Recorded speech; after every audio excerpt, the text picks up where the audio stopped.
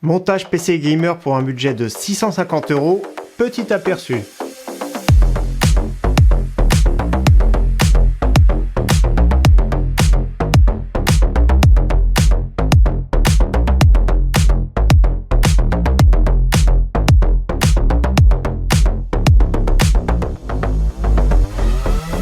Salut tout le monde, c'est Flo et j'espère que vous avez la forme. Donc on a fait récemment un montage PC pour un budget de 700 €. Aujourd'hui on va faire un budget un petit peu inférieur pour 650 €. Mais vous allez voir que pour 650 €, on fait des concessions. Moi niveau performance c'est top. Il sera même un peu plus performant que le dernier PC qu'on a monté du coup à 700 €. Donc cette vidéo comme d'habitude elle se décompose en 3 parties. Première partie je vous présente tous les composants. Deuxième partie je fais le petit montage express. Troisième partie bien sûr on parle des performances. Donc concernant les composants, ils sont tous devant moi. Bien sûr, comme d'habitude, je mettrai tous les liens en description. J'essaye de mettre à jour le plus régulièrement possible la description pour qu'elle soit à jour le jour où vous voulez acheter ce PC. Alors, vous allez voir que les prix, ça évolue très vite, mais ce PC-là, moi, j'en ai acheté pour 650 €, 658 je crois exactement. Donc, ça peut varier entre 600 et 700 € suivant le moment de l'année. Je pense que, vous allez voir, je vais en parler après, je pense que certains composants vont baisser de prix. Donc, je mettrai les liens les plus intéressants, que ce soit au niveau de la RAM, au niveau du SSD. Donc, je suis parti sur un kit très sympa. Le petit processeur qui fait plaisir en ce moment, c'est le Core i3 12100F. Tout dernier processeur i3 de chez Intel, il est vraiment super performant en jeu. Il est meilleur qu'un Ryzen 5 3600 pour vous dire. N'hésitez pas à voir des benchmarks. De toute façon, on va parler des performances en fin de vidéo. Donc pour les petits budgets, pour un gamer, ce Core i3, c'est vraiment une petite pépite. Il est actuellement 119 €. Je pense que d'ici quelques mois, donc là nous sommes fin février 2022, je pense que d'ici quelques mois le prix va baisser petit à petit. Il peut même arriver sous les 100 €. Donc super intéressant. Il y a le Ventirad dans la boîte. Je vous montre, il est beaucoup mieux que les anciens Ventirad Intel. Il est beaucoup plus joli, beaucoup plus silencieux. Je précise encore une fois, il y a la pâte thermique qui est déjà pré-appliquée dessus. Donc faites bien attention au moment de l'insérer sur la carte mère. Il y a beaucoup plus de résistance que les anciens Intel. Donc c'est un peu plus difficile à mettre on va dire, donc il y a plus de résistance, donc faites bien attention à ça. Donc la petite carte mère que j'ai choisie c'est une H610M, pour moi c'est la meilleure du moment.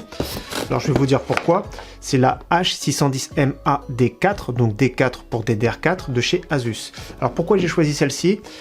Déjà sur les H610, il y a 2 slots de RAM, bien sûr, c'est compatible également avec les B660. Donc j'aime bien celle-ci parce qu'elle a énormément d'emplacements ici pour gérer le RGB, l'adressable RGB, 2 ports M.2, je la trouve vraiment très complète.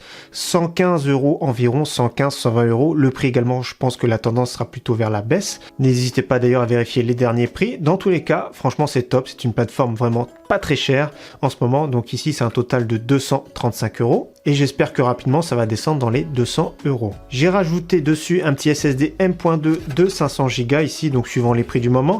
Donc souvent les Crucial P2 sont vraiment pas très chers, ça peut arriver même le Western Digital. Au moment où je tourne la vidéo, je sais qu'il y a un Gigabyte 512 Go pour 46 €. Donc voilà, c'est des prix très intéressants. Donc NVMe de 500 Go, c'est vraiment très bien pour mettre déjà quelques jeux. Bien sûr, si vous aimez avoir installé beaucoup de jeux en même temps, prenez directement un SSD d'1 Tera dans les 80 €. Et donc au niveau de la RAM, directement 16 Go en DDR4, 2 barrettes. Ça laisse de quoi voir venir parce que 16 Go pour un gamer, je pense 2-3 ans sans problème, ça peut tenir. Si vous faites beaucoup d'applicatifs et de montage, de toute façon, c'est pas la plateforme que je vais vous conseiller. Donc ici, moi j'ai de la clève pour 65 €.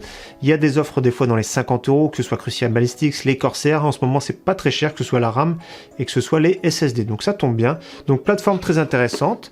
C'est celle que je vais vous conseiller dans cette première partie de 2022 pour un PC d'entrée de gamme. Au niveau carte graphique, pas grand chose à se mettre sous la dent en ce moment, mais j'aime bien celle-ci honnêtement, elle a été très boudée, la RX 6500 XT, qu'on retrouve, moi j'ai un modèle Sapphire, il y a des modèles XFX qu'on retrouve dans les 250 €, je l'avais acheté personnellement celle-ci 269 €, donc voilà, entre 250 et 280 €, la RX 6500 XT en neuf, pour moi c'est le meilleur choix actuellement.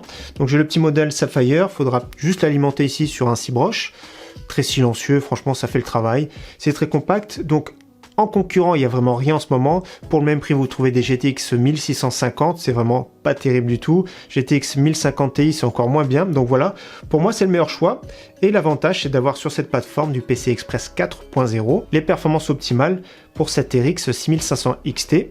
Donc comme j'ai dit, modèle XFX en ce moment chez Amazon, 251 €. Pour alimenter le tout, j'ai pris une alimentation en promotion actuellement chez Cdiscount, environ 34-35 €. Alors je l'avais eu il y a très longtemps dans un PC, celle-ci en version 550 watts, je l'ai eu longtemps dans mon PC. Donc c'est la Master Watt de chez Cooler Master. semi-modulaire. Alors franchement pas mal, hein, surtout pour le prix en ce moment, 450 watts ça suffit largement. Cette plateforme que j'ai déjà testée consomme 175 watts en charge en jeu, donc 450 watts c'est largement suffisant. Si plus tard vous comptez évoluer rapidement vers une carte graphique plus puissante, prenez 650 watts pour être tranquille. Donc je la déballe. Alors c'est du 80 plus bronze, semi-modulaire, garantie de 5 ans. Donc c'est une bonne surprise de l'avoir trouvé à ce prix-là, donc j'espère qu'au moment de publier la vidéo, il y aura toujours cette offre. Donc déjà, comme vous voyez, elle est bien protégée. Le câble d'alimentation, tous les câbles supplémentaires, donc c'est gainé noir. Et donc, comme vous voyez, très compact. C'est du semi-modulaire, donc ça fait plaisir. Ça fait moins de câbles à traîner dans le boîtier. Donc c'est une alimentation fiable et largement suffisante pour cette configuration. Donc voilà, 450 watts. Comme je vous ai dit, hein, j'ai eu la version 550 watts pendant longtemps dans mon boîtier. Et justement, en parlant de boîtier, donc j'ai acheté une nouveauté que j'ai jamais testée sur la chaîne, donc c'est également pour vous faire découvrir. Donc pour ce type de configuration, dans les 650 €, je vous conseille un boîtier à moins de 40 €. Format micro ATX plutôt, hein. Comme vous voyez, la carte mère est assez petite, donc prenez plutôt, si vous achetez cette configuration-là, un boîtier micro ATX. Donc on connaît très bien les Aerocool, notamment le Silon Mini. Donc je mettrai plusieurs choix de boîtier, après ce sera à vous de choisir. Donc ici, c'est un boîtier de la marque AB Concor, le C200M que j'ai acheté 36 €, il me semble 35 ou 36 €. Donc c'est un boîtier avec 3 ventilateurs, on va le découvrir ensemble. Donc par contre, regardez la vitre, hein. Là, c'est pas du verre trempé, c'est de l'acrylique fumé. Dans tous les cas, ça reste très joli. Pour le prix, il y a quand même 2 ventilateurs de 14 cm en façade et un ventilateur de 12 cm en extraction à l'arrière. Donc on va voir ce que ça donne, mais je pense que le résultat final sera vraiment très joli et surtout, vous allez voir que les performances sont vraiment très correctes parce que j'ai déjà testé tout ça, bien sûr, hors boîtier. Donc ce que je vous propose maintenant, c'est la petite étape montage express en musique et on se retrouve pour parler des performances après ça.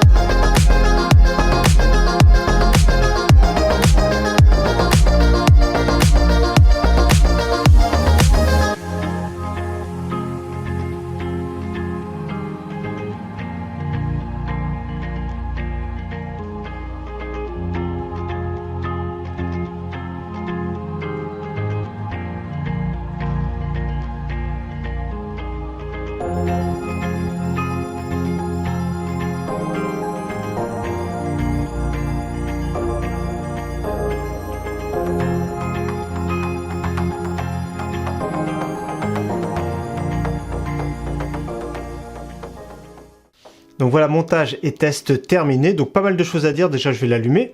Donc ce boîtier, moi je le trouve joli, surtout pour le prix, hein, moins de 40 €, donc il va être assez difficile à trouver malheureusement.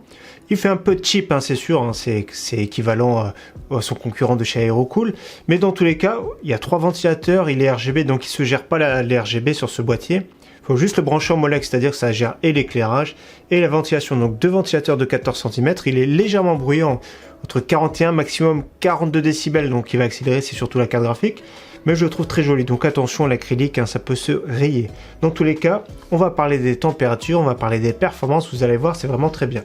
Donc déjà le look, moi j'aime bien, je vous conseille, hein, si vous achetez une petite configuration avec une petite carte mère, à moins d'évoluer très rapidement, c'est de prendre un boîtier quand même micro ATX, c'est quand même beaucoup plus joli, ça passe mieux. Je trouve que ça passe mieux sur ce type de configuration, ça fait moins vide, c'est ça qui est agréable. Donc au niveau du cable management, pas de souci, ce PC se monte très bien, donc d'ailleurs ce type de PC, c'est assez facile le montage en général. Donc je pense pas que le water cooling passe sur du 240 mm sur le top de ce boîtier. Par contre ventilage jusqu'à 16,5 cm, donc c'est vraiment pas mal. Donc je vais vous parler maintenant des performances. Donc j'ai testé sur 10 jeux comme j'ai mis dans le titre, hein. Donc 10 jeux, premier jeu que j'ai testé c'est Fortnite, hein, qui est encore beaucoup joué. J'ai mis le mode performance, tout en faible, sauf les distances en épique. Je tournais en moyenne à 170 FPS de moyenne. C'est vraiment très correct, donc il n'y a pas de souci. Donc ça fluctue, Fortnite, ça va être entre 150, dans les bâtiments plus de 200, 250, etc. Donc ça fluctue pas mal. Apex en réglage personnalisé que je vous montre de suite, et c'est ce que je vous conseille de faire, des réglages personnalisés. C'est environ 140 FPS de moyenne, c'est vraiment excellent. Vous allez voir que ce PC est légèrement plus performant que le dernier PC à 700 € que j'ai monté. Rainbow Six Siege en élevé, 263 FPS de moyenne, c'est vraiment top. PUBG qualité moyenne 140 FPS de moyenne, donc il n'y a vraiment pas de souci. CSGO en élevé, environ 180 FPS de moyenne, donc ça fluctue également beaucoup, ça peut descendre à 140 et monter à 250 FPS, donc ça fluctue beaucoup. J'estime une moyenne de 180 FPS. Warzone en réglage personnalisé, je vous montre. Pareil, Warzone il est vraiment très exigeant, c'est ce que je vous conseille de mettre des réglages personnalisés. En moyenne 75 FPS, ça tourne entre 60 et 90 FPS. Donc c'est vraiment pas top en soi. Si vous voulez plus de FPS, faut tout mettre en faible. Tomb Raider en qualité moyenne, le benchmark 87 FPS de moyenne, c'est vraiment pas mal parce qu'il est quand même assez exigeant. Halo Infinite, j'ai tout mis en faible parce qu'il est quand même assez exigeant. J'étais à 80 FPS de moyenne, il était assez stable comme jeu, donc là c'est un bon signe. Cyberpunk 2077, j'ai tout mis en faible, 55 FPS de moyenne, comme vous savez, c'est un des jeux les plus gourmands du moment. Et peut-être aussi parce qu'il est mal optimisé. Pour terminer, GTA 5 qualité moyenne, il tournait super bien, j'étais à 150 FPS, parfois même plus, donc vraiment pas de souci pour GTA 5, même si vous voulez jouer en mode RP, il n'y a vraiment pas de souci. Donc voilà pour ces 10 jeux, franchement c'est vraiment super convenable. Et pour finir, 3D Mark, j'ai fait 5200 points, ce qui est vraiment pas mal du tout. Juste précision, j'ai quand même testé un Cinebench R23 sur ce Core i3 parce qu'il est vraiment super performant, j'ai fait 7227 points, ce qui est vraiment excellent. Pour information, je crois qu'un Ryzen 5 3600, ça fait dans les 9000 points. Donc il a moins de cœur, mais en jeu, il est plus performant. Donc c'est une bonne surprise, c'est un bon couple, je trouve, pour ce début d'année, c'est-à-dire ce Core i3 12100F avec une petite RX 6500 XT. Bien sûr, en occasion, sans problème, vous trouvez une RX 570, une RX 580, une RX 5500 ou GTX 1650 Super, GTX 1660 pour avoir des performances assez proches.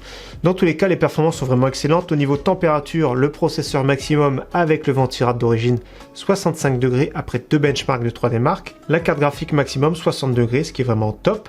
Donc au niveau consommation, je vous en ai parlé, environ 175 watts maximum en charge. Et au niveau du bruit, il est juste ici depuis tout à l'heure à côté de nous, je me tais. Comme j'ai dit ici, ce sera tout le temps 40-41 décibels. Quand la carte graphique sera beaucoup sollicitée, ça va monter légèrement, c'est elle qui va accélérer. Dans tous les cas, bonne surprise, un PC, je le rappelle, 650 €. Moi, je le trouve très intéressant. C'est difficile de faire mieux aujourd'hui en début d'année. Peut-être qu'avec le temps, ce PC va descendre tout doucement dans les 600 €. Dans tous les cas, j'espère que cette vidéo vous aura plu. N'hésitez pas bien sûr à partager dans les commentaires et le petit pouce bleu qui fait plaisir. En attendant, je vous dis à très bientôt. Ciao, bye!